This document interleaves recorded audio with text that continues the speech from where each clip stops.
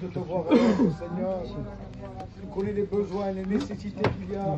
Nous avons besoin que toi tu bénisses, que toi tu parles dans les cœurs, qu'il y ait l'action de ton esprit, que les cœurs soient convaincus et que cette réunion donne gloire à ton nom. Merci de bénir ton serviteur maintenant, dans le nom de Jésus. Amen. Amen. Que Dieu soit béni. Gloire au Seigneur. Vous savez, j'étais chez moi et je voulais prêcher un thème, un message. Après, j'avais un autre. Je disais, Seigneur, dis-moi toi. Dis-moi ce que faudrait que je prêche ce soir. Tout simplement. Je suis venu, je me suis assis ici. Et est venu un prêtre, il m'a dit, prêche tel message. Et je reprends que ça vient de Dieu. Gloire au Seigneur. Alors je fais un lecture avec vous, et ça se trouve dans Luc 19. Lecture très courte. Il dit comme cela, Jésus entra dans Jéricho, il traversa la ville. Je le répète à nouveau, il dit, Jésus entra dans Jéricho, il traversa la ville. Vous savez, Jéricho, c'est la ville des palmiers. C'est la ville du business. C'est la ville où les gens s'amusent. Et moi, je me disais à moi-même, je disais, pourquoi, Seigneur, toi, tu rentres dans Jéricho? À cette époque-là, il y avait comme des endroits, comme des quartiers, où il y avait des lépreux, où personne n'allait.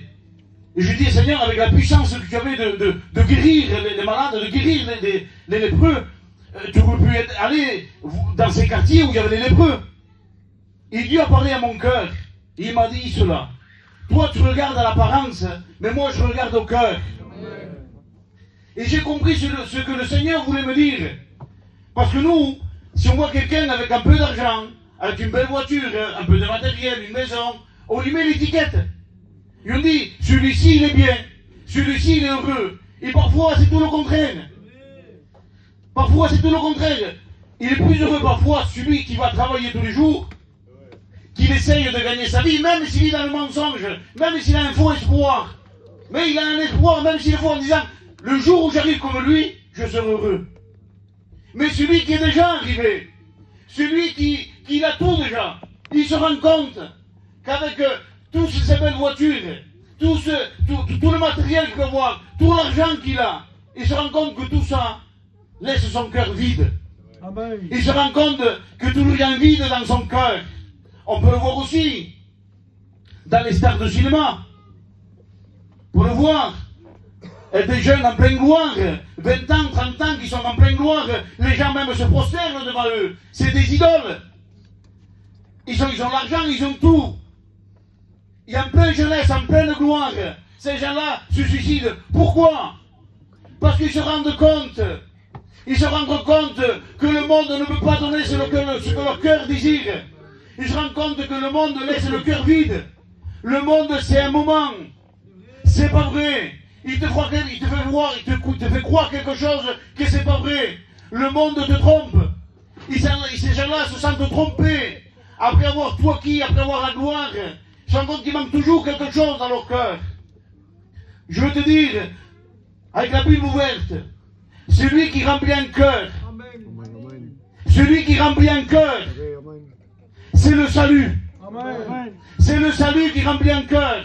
Et le salut, il a un nom, il s'appelle Jésus. C'est le seul qui remplit le cœur. Il n'y a que Jésus. Tu peux avoir un oreiller rempli de billets de 500 €. Si tu n'as pas Jésus, tu perds le sommeil. Si tu n'as pas Jésus, tu es dans l'angoisse. Si tu n'as pas Jésus, tu es dans la dépression. Mais celui qui calme le cœur, celui qui change le cœur, celui qui donne la paix, il a un nom, il s'appelle Jésus. C'est celui qui donne le salut à l'âme. Il n'y a pas plus grand que le salut. Il n'y a pas plus beau que le salut. Il n'y a pas plus cher que le salut. La Bible dira clairement que le rachat de l'âme de l'homme est trop cher. Il n'aura jamais lieu. Mais cher comment? Très cher, personne ne peut se le payer. Même le président d'Amérique ne peut pas se le payer. Donald Trump ne peut pas se payer le salut. Même s'il viendrait avec sa fortune, avec sa puissance, avec toutes les choses qu'il lui possède, venir devant Dieu et dire, voilà, je te donne tout. Laisse-moi rentrer une minute dans le ciel. Et Dieu le regarde et dit, mais t'as pas assez. Même pas pour une seconde, t'as pas assez. Parce que le salut est trop cher. Il y a un seul qui a pu le payer. Il s'appelle Jésus. La Bible dit qu'il n'a pas payé ni avec de l'or ni de l'argent. Il a payé avec son sang. Jésus a payé ton salut avec son sang. À la croix du calvaire, il s'est donné. Pour toi et pour moi. Jésus a payé le rachat de l'humanité entière. Quelle richesse, Jésus. Quelle richesse. Et moi, je vous dis encore plus. Et sur une deuxième planète avec plus encore d'habitants, le sang de Jésus peut encore racheter encore une autre. Parce que Jésus est riche. Amen. Le sang de Jésus est précieux. Une seule goutte de son sang ce soir, et tu passes des ténèbres à la lumière. Le sang de Jésus te purifie de tout péché. Le sang de Jésus te rachète. Le sang de Jésus fait de toi un enfant. Ah, ce soir, je voudrais que tu acclames celui qui peut tout. Celui qui peut sauver ta vie. Et moi, je peux dire avec fierté, je le dis. Non, c'est pas l'arrogance, c'est avec fierté, je le dis, que ma vie est réussie complètement. Ma vie est réussie complètement. Et tu me diras pourquoi? Parce que je le salue de mon âme. Je le salue de mon âme. J'ai quelque chose que le président d'Amérique ne peut pas se le payer. Moi, je l'ai. Je sais si aujourd'hui je ferme les yeux, je les ouvre dans le ciel. Si mon cœur s'arrête, je pars avec Dieu. Si je dis reviens chercher l'église, je pars avec lui. Voilà qu'est-ce que c'est le salut. Et je veux dire à l'église de Arles, à mes frères et à mes sœurs qui sont là, vos vies sont réussies complètement. Parce que vous avez le salut de votre âme. Vous avez le pardon de vos péchés. Il n'y a pas plus grand, il n'y a pas plus beau. De savoir que ton péché est pardonné. De sentir à l'intérieur, parce que l'évangile c'est pas pour l'extérieur, l'évangile c'est pour l'intérieur. De ressentir cette paix. Cette paix qui donne le salut d'un âme. Tu peux pas imaginer. On peut pas. Je peux pas l'expliquer avec des mots. Il faut que tu le vives. Il faut le vivre. Le pardon de nos péchés, il faut le vivre. Le salut de l'âme, il faut le vivre. Et la Bible dit que là, il y avait un homme qu'on appelle Zachée. La Bible dira, c'était le chef des publicains, un homme très riche. Un homme qui avait beaucoup d'argent. La Bible dit, quand Jésus va rentrer dans Jéricho, la Bible dit, c'est écrit comme cela, vous le venez. Jésus était entouré des gens. Et cet homme, Zachée, voulait voir qui était Jésus. La Bible dit comme ça, à cause des gens qui entouraient Jésus, et à cause de sa petite taille, ne put voir qui était Jésus. La Bible dit qu'il est parti en courant. Je ne sais pas s'il était fâché, je ne sais pas. Mais il est parti en courant. Cet homme avait l'habitude. Quand lui rentrait quelque part, les gens se poussaient. C'était quelqu'un d'important. C'était quelqu'un de riche. Les gens le craignaient. Les gens se poussaient. Et peut-être même on lui donnait une chaise pour s'asseoir. On le respectait. Mais la Bible dit quand il est venu devant Jésus, personne ne s'est poussé. Personne n'a donné une chaise. Vous savez pourquoi? Parce que quand on vient devant Jésus, Jésus nous fait voir qui nous sommes réellement. Jésus nous fait voir qui nous sommes réellement. La Bible dit qu'à ce moment-là, cet homme a pu reconnaître qu'il était petit. Parce que Jésus ne te flatte pas ce soir. Jésus n'est pas là pour te mettre à la pommade. Jésus est là pour te dire la vérité. Et quelle vérité? C'est que tu es un pécheur et privé de la gloire de Dieu. Que tu as besoin de repentance. Que ce soir tu es coupable. Tu es coupable. Tu es coupable, tu es condamné. Il n'y a rien à faire. Tu pars en enfer. Et je me dis, non, c'est pas vrai. Tu pars en enfer. Il y a deux chemins. Dans quel chemin je suis? Je suis milieu, non. Tu es dans le chemin de perdition. Derrière là, tu es perdu. C'est l'enfer pour toute l'éternité. Mais Jésus ce soir veut te faire grâce. Jésus ce soir il veut te faire grâce. C'est le pardon de ton péché qu'il faut. Et cet homme était là. Cet homme va partir. il part. Il va faire tout le contraire de ce que Dieu demande d'un homme. Quand je dis d'un homme, c'est aussi la femme. Il va faire tout le contraire. Au lieu de s'abaisser, la Bible dit qu'il va prendre de l'auteur. Il va monter sur un sycomore. C'est un arbre. Il prend de l'auteur. Il voulait attendre Jésus dans les hauteurs. Il voulait le prendre d'en haut. Sûrement que cet homme n'était pas content. N'était pas content comment s'est passée la situation. N'était pas content. Ne voulait pas que ça se passe comme ça, lui. Peut-être il mettait la faute sous les uns et sous les autres. En disant, c'est à cause d'un tel que je ne peux pas avoir Jésus. C'est à cause d'un tel. Ou c'est à cause d'un tel. Il est parti. Vous savez qu'il y a beaucoup des gens qui viennent aux réunions écouter la parole de Dieu. Et quand la parole de Dieu s'adresse à eux, en disant qu'ils sont pécheurs, qu'ils sont coupables, qu'ils ont besoin de repentance, au lieu de se repentir, au lieu de s'humilier et demander pardon, ils font comme Zachée. Ils partent. En pointant du doigt l'église, en disant c'est à cause de cette église, c'est à cause du pasteur, c'est à cause de la femme du pasteur, c'est à cause de la chorale. Mais je te le dis en vérité, c'est la faute de personne. C'est ta faute à toi. Parce que tu ne veux pas te reconnaître pécheur. Parce que tu ne veux pas te reconnaître coupable. Parce que tu ne veux pas t'humilier devant Dieu. Mais si ce soir tu t'humilies et tu reconnais que tu es coupable, la gloire de Dieu descend sur toi. La gloire de Dieu descend sur toi. Et tu ne peux pas savoir ce que Dieu peut faire avec toi. Comment Dieu peut transformer une vie. Cet homme-là n'a pas voulu. Cet homme-là attendait Jésus.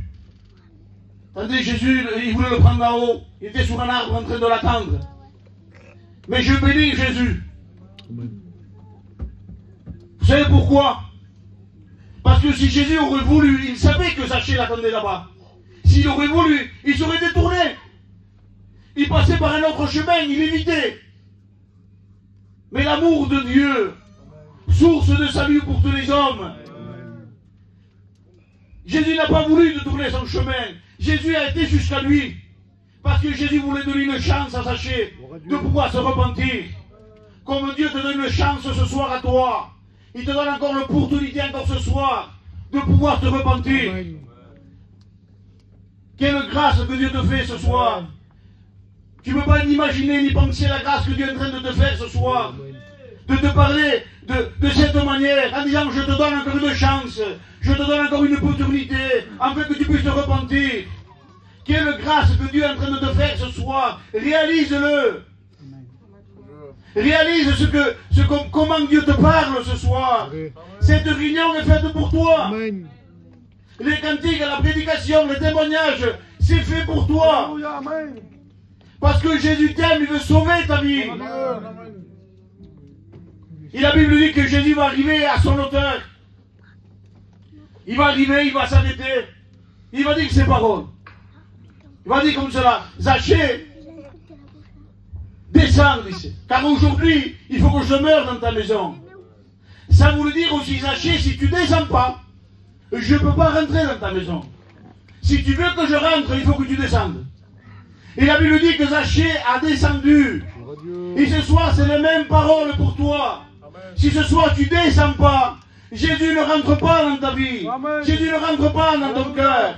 Jésus t'appelle ce soir à descendre. Amen. Alors je te dis avec mes frères, avec mes soeurs, avec l'église, descends. Descends ce soir, descends. Ne reste pas dans ton piédestal. Ne reste pas dans ton orgueil. Mais humilie-toi devant Dieu ce soir. Descends, reconnais que tu es un pécheur. Reconnais que tu as besoin de lui. Combien d'années ça fait que tu marches sans Dieu? Combien d'années ça fait que tu viens dans les églises écouter la parole et jamais tu te plies à ce que Dieu te demande? Amen. Dieu est en train de te dire, humilie-toi, reconnais que tu es un pécheur. Laisse-moi te bénir. Alléluia. Laisse-moi te sauver. Amen. La Bible dit que Zachée va descendre. Zachée va descendre. Il va dire ces mots. Il va dire, Zachée le reçut avec joie. La joie du salut. La joie du salut. Quelle joie!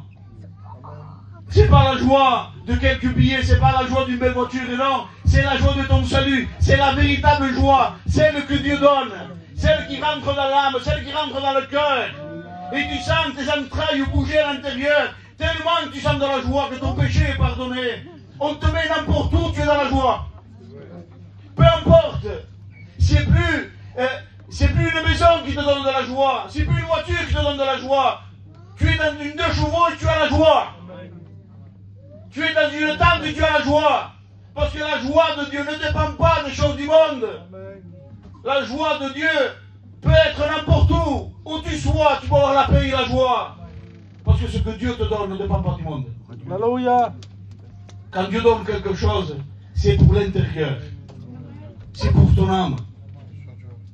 Ça, il n'y a que Jésus pour la donner. Et la Bible dit, qui va dire ces paroles. Il va dire, car aujourd'hui, ce mot est très important, je suis obligé de le dire. Car aujourd'hui, il faut que je demeure dans ta maison. En disant, demain, Zachée, ça peut être trop tard.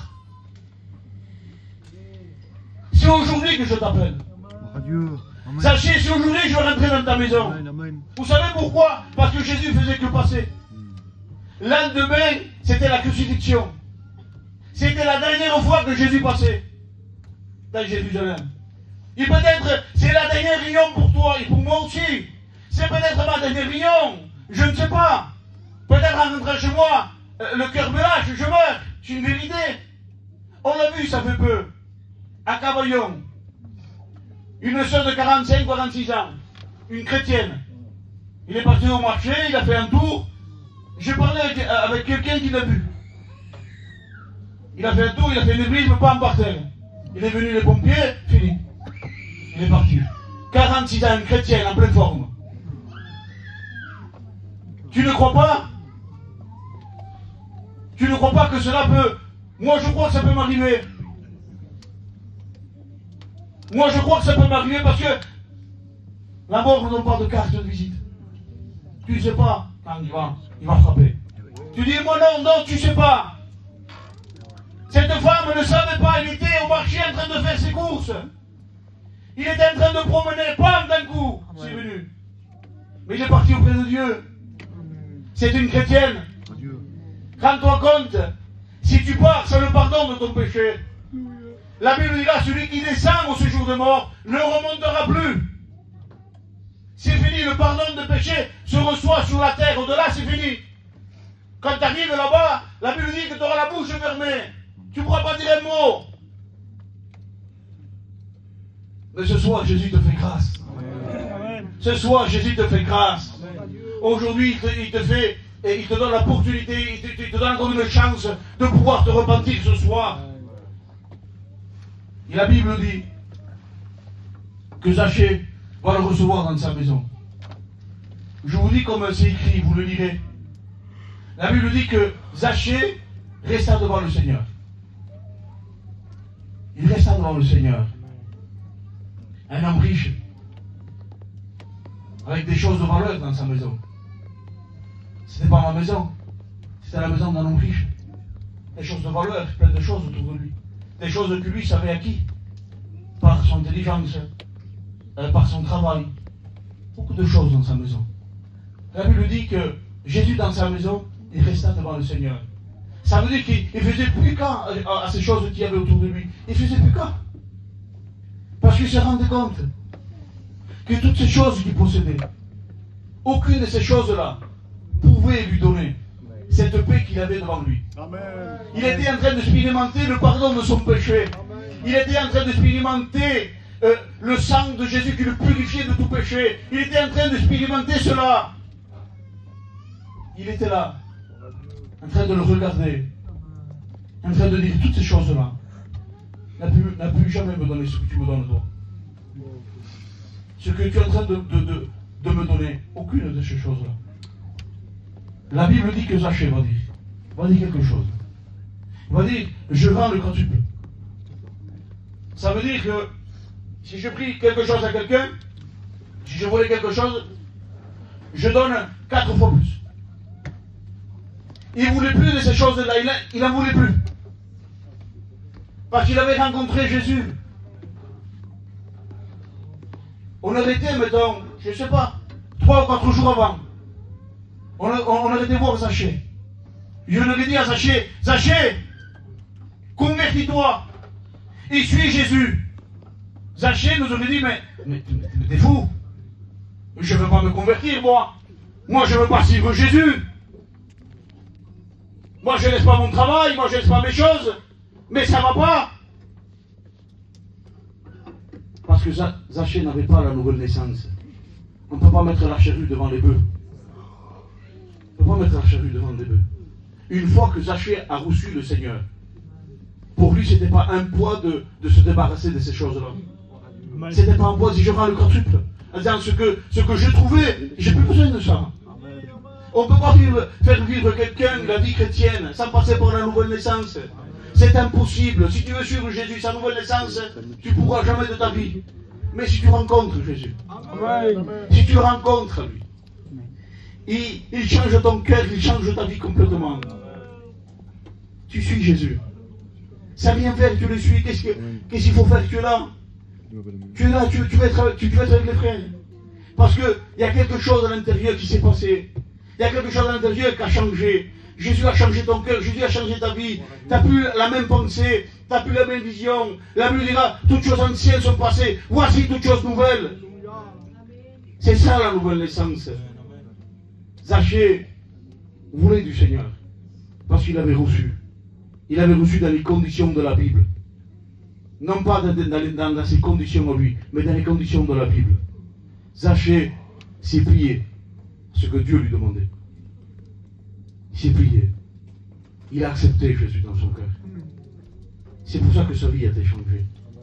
Si tu te plies à ce que Dieu te demande, qu'est-ce qu'il te demande, Dieu, ce soir?